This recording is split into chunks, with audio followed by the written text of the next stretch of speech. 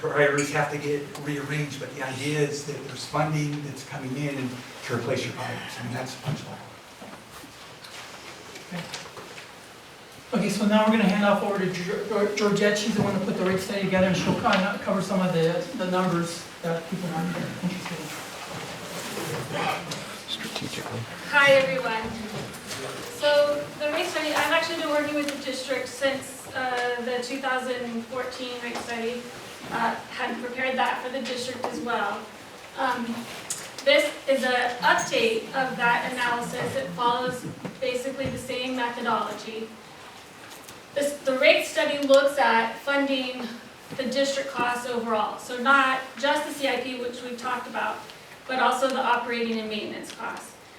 But the CIP, your capital improvement projects, are the real driver.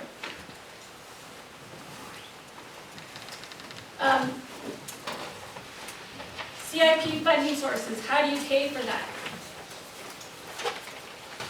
You can do a number of things. You can start with looking at low interest financing, which is what we've assumed for the storage water project. The benefits of that are that the interest rate is tax exempt, so it's low interest rate, lowering the debt service cost to you as ratepayers. The cost of the project can be spread over 20 to 30 years. However, overall, you do pay that interest cost. So over the life of the loan, just like a mortgage, you end up paying interest costs. So it overall increases the cost. Grant funding, another option. Unfortunately, as Jerry mentioned, the district has not qualified for the major sources of grant funding due to both your demographics and the fact that you actually do a great job of managing your water system. You have been proactively investing in it over the last 5 years, so you don't have any discharge or water violations. Ma'am, we believe that assessment to be incorrect, as you're assessing that on 1,700 folks in CVP as opposed to 625 ratepayers. Yeah, for the demographic. So, okay, let's hold that for a second. Okay, but in terms of what the funders have told us, we have talked to the funders, So is that the community does not qualify based on their criteria. Be specific, which ones did you talk to about the? USDA, SRF. Those are the two What about primary. RCAC? RCAC is not a funding source. Yes, they are. RCAC I've talked to them. is, it comes, if they do, they might fund projects of $10,000, but not of $3 million. No, that's not true. So, SRF uses RCAC, which is the Rural Community, okay, I'm gonna blank on what it stands for. But in terms of large-scale infrastructure projects, the two major funding sources in California are the USDA Rural Utility Service and the State Water Resources Control Board. I think that might be on the next slide. The point being is you have not applied for any grants. Just hold your comments. The So, last time you if- attempted to do that was back in 2006. so actually, the district, as Jerry just mentioned, did get grant funding from Placer County that For was your rate which study. paid for the rate study and other studies. So I don't want to, your comments imply that the district has not sought grant funding at all, and that's not true. Where is that And provided? when you do apply for USDA funding, you don't apply necessarily for the grant or the loan individually. You apply for the project, and the funder comes back and says whether you qualify or not. So I want to be clear, the discussion today is not around how we're going to finance the projects. That's Okay. baloney, because we're the ones financing it. We are making some Right. assumptions about the cost of the projects that are going to be into the future, based on, this is a regular model, how folks forecast costs, and how much money we're going to need, and how much money is going to cost based on current interest rates and such. And that's what's determining what we need and what we're going to get, what we need to get. So that this is all projected and estimated based on some assumptions. When we actually have to go and get these projects, then it's when we go and look and say, okay, are there any grants available? Jerry just explained, for the project that we have already funded through the previous rate study, there's a new opportunity that's popping up we're gonna go and seek funding through a grant for that. But you're But- asking the residents to adopt this proposal. Could you hold That- that till yeah. the end when it's. So- We'll get to you time and your son, and Yeah.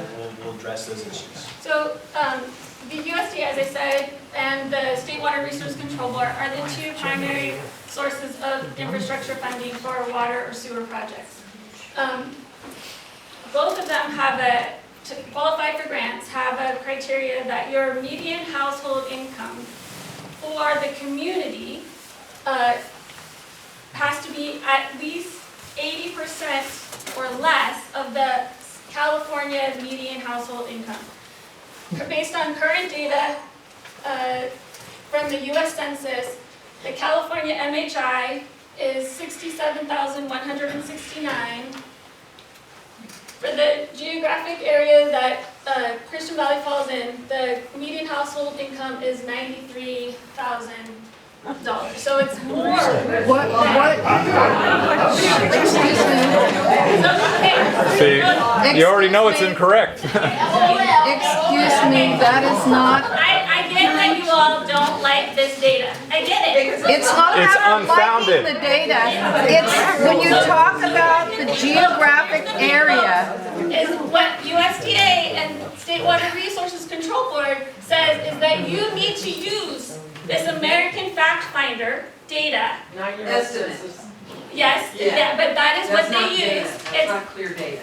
they have a whole process, they have a whole, it's the US Census, they have a whole statistical sentence. I'm not here Excuse me, I have a question. I'm not I here have a to- question I'm not for here you. to argue with you about this data. Well, I have a question. Can Okay. I ask a question? Well, I thought we were holding questions. No, people are asking questions, and I just want to know. Or through the presentation. I just want to ask a question, and what I want to ask is, what exact geographic area is that? It's the- Because it's not correct to put up data that does not apply to just the Christian Valley Park.Community Service District that are paying these rates. If that includes 100%. more This is of the area, data that your community falls in. what, It's the block group. it falls in it. It falls So in. You It's have not 66% of the population skewing that data. That is the smallest level of the US Census. But data then that it's they go to. incorrect. You cannot use it for our area. Then it is incorrect. So in order- And that's what we're basing ours on. That you don't agree with it, point taken. No, it's Right. not correct. It's not that I don't agree. It's not a matter of agreeing. Let's It's continue a on. standard It is that's used for incorrect. these sorts of funding It's processes. the incorrect standard, however. Because RCAC has already proved to me that this is totally off base.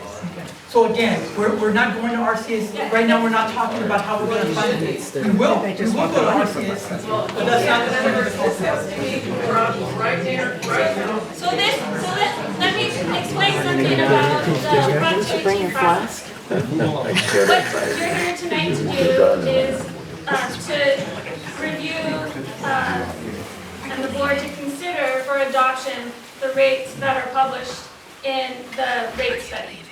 Okay, what that does is it sets the maximum level that the community each year can raise the rates. You can always adopt a lower rate, so it sets the threshold. It does not set the bottom, right? So if it comes back and you all want to spend the money to do, because in my experience, ma'am, and not to be too critical of our CAC, it's really, really challenging to show different data here. What it will take for your community to prove to these lenders that you qualify for grant funding is a very intensive income survey. So That's worth it. That's It may Right. be, It may be, and you. Didn't even ask.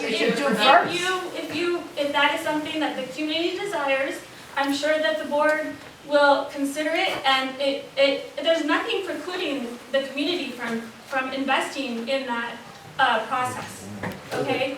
And I do think you get what you pay for. So if you want a good income survey, I wouldn't suggest a free one, okay? That's not accurate, Okay. because it's whether or not we It's just my professional opinion, qualify. just my professional opinion. But, yeah.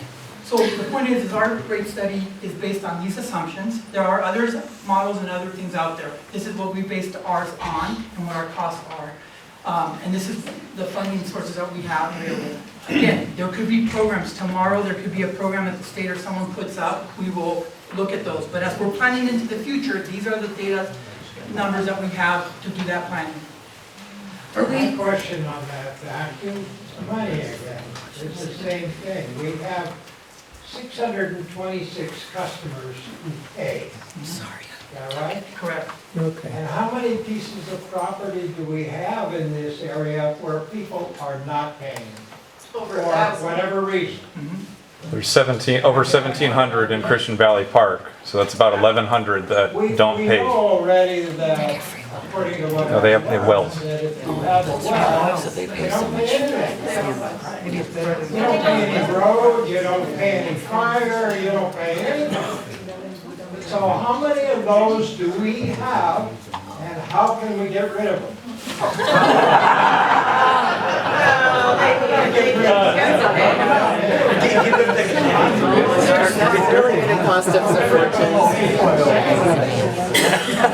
We can do an outreach and try to get these people to pay the rates. We can do that, but we are basing it on what we know and have now. We can't force those people to come onto the water. But they are getting paid through the tax bills, That's right. those people that are not on. And they're affecting the data that you're showing us. Yeah, there's people not in Christian Valley that are affecting that data that we showed you. That's correct. So I mean, you're getting money to the people that are not paying off. It is off of the tax. So indirectly, I think what the gentleman is trying to explain is that they are contributing. They pay a fee to the county so much a year. Perhaps, but, right,